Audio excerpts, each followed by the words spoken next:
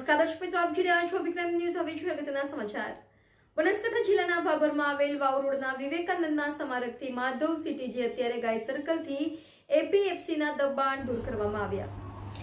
બનાસકાંઠા જિલ્લાના ભાભરમાં આવેલ વાવ રોડના વિવેકાનંદના સ્મારકથી માધવ સિટી અત્યારે ગાય સર્કલથી એપીએમસીના દબાણ તૂટતા વાવ રોડના શોપિંગ અને દુકાનોના ભાવ આસમાને છે. જે ભાવ તો ઠીક છે, એ લોકોમાં ચર્ચાનો વિષય છે કે મોટી 30 ફૂટની દુકાનો અને 50 ફૂટની દુકાનો હોય છે, છતાં સીડી અંદર આપવાની જગ્યાએ બહારની સાઈડના રસ્તા સુધી આપતા તંત્ર પર અનેક સવાલોના ઘેરામાં કે તંત્રને અવારનવાર આવી મોટી દુકાનોમાં રસ્તાઓમાં સીડી હોય છે જેવી જાણકારી મીડિયાના માધ્યમથી ઘણીવાર જાણકારી આપી છે, જે તંત્રને ખબર છે કે જુએ છે, તેમ છતાં તંત્ર દ્વારા તપાસ કેમ નથી થતી.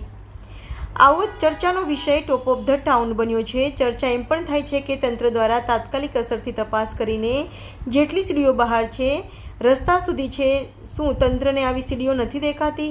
શું જ્યારે અટલ કોમ્પ્લેક્સ દબાણની ચર્ચામાં છે ત્યારે આવી મોટી દુકાનોની જે સીડીઓ બહાર છે તો દબાણ છે કે નહીં જેવી તપાસ થશે કે નહીં, જે લોકમુખે ચર્ચાનો વિષય ટોપ ઓફ ધ ટાઉન બન્યો છે. તંત્ર દ્વારા સત્વરે સીડીઓ અંદર કરાવે છે જેવી ચર્ચાનો વિષય ટોપ ઓફ ધ ટાઉન બન્યો છે. આવી મોટી દુકાનોના ભાવ 10 લાખથી લઈને કરોડોમાં વેચાય છે. રિપોર્ટર યોગેશભાઈ જોશી, અભિક્રાઇમ ન્યૂઝ, બનાસકાંઠા.